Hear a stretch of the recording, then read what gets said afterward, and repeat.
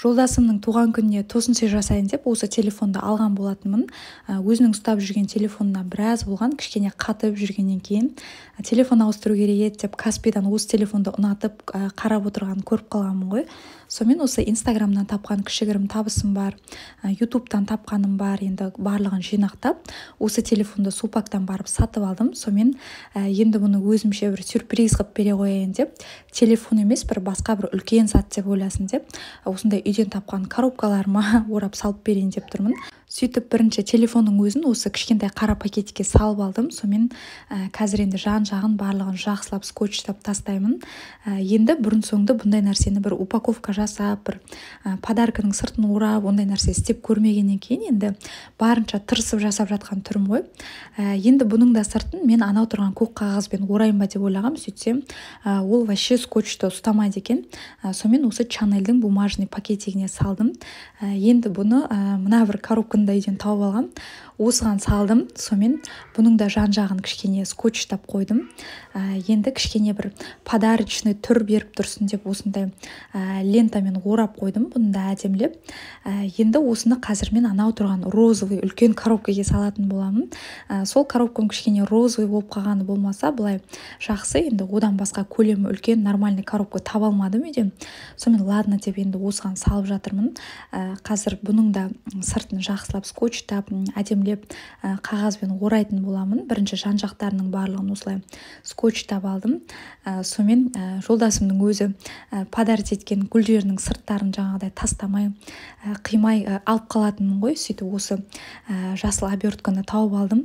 Сонымен енді осымен қазір сыртын орайын деп тұрмын. Жалпы енді бұл жерде бір сіздерге мақтанайын деп, не болмаса өзімді керемет етіп көрсетейін деп тұрған жоқпын. Мүлдем басқа әңгіме айтуға шыққанмын. Осы алғаш декретте отырған жылдары, енді декретте отырған әйелдер түсінеді мені. Күнделікті үйдің бітпейтін шаруасы бар, қайталанып келе беретін шаруа бар, барлығы жалықтырып жібереді. Бір депрессияға түсіп кетесің ғой, бір сенен басқасының барлығы бір керемет болып жатқан сияқты, сен ғана бір қалып бара жатқан сияқты, сондай бір жаман қалыпта боласың. Сол нәрседен шығу үшін бір нәрсемен айналысқым келді. Сол кезде алғаш осы видео рецептерді түсіріп ютубқа жүктеп жүрдім. Ол кезде қолымда ескі Samsung телефоны болатын. Оның камерасы бірақ енді бір сапасыздау болды. Бірақ сонда да сол қолымдағы бармен түсіріп бастап кеттім. Алғаш түсірген видеоларым енді ол кезде ешқандай практика жоқ, тәжірибе жоқ. Қалай болса солай түсіріп деген сияқты даусымда қорқып дірілдеп шығатын. Бірақ сол сапасыз видеоларымды мен тоқтамай ютубқа жүктеп жүрдім. Мүмкін сол құлшынысымды көрді ма жолдасым, бір күні маған сюрприз қылып iPhone подарить еткен болатын. Сол кезде қатты қуанғанмын. Енді iPhone-ның камерасын білесіздер ғой, видео түсіргенге өте жақсы, сапалы, барлығын анық, таза түсіреді.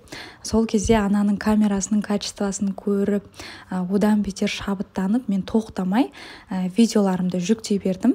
Солай 9 айдың ішінде менде ютубта 100 мыңнан аса оқырман жиналды. Қысқа ғана уақыттың ішінде енді осыншама подписчиктерді ешқандай рекламасы жинау деген өзім үшін бір үлкен жетістік сияқты.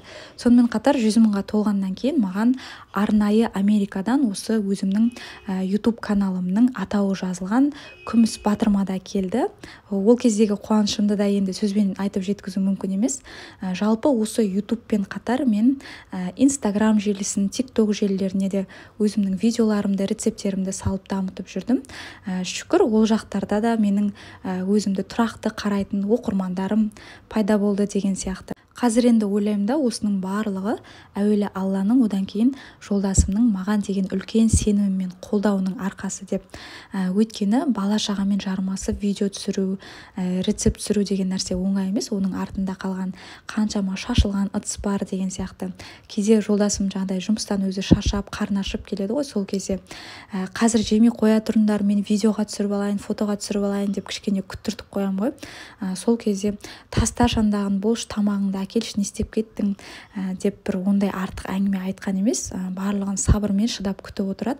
Кейде видео түсіріп жатқан кезде енді кішкене жарық жетпей қараңғы болып жатады ғой. Сол кезде өзінің телефонның фонаригін жағып тұрып, жарық беріп деген сияқты.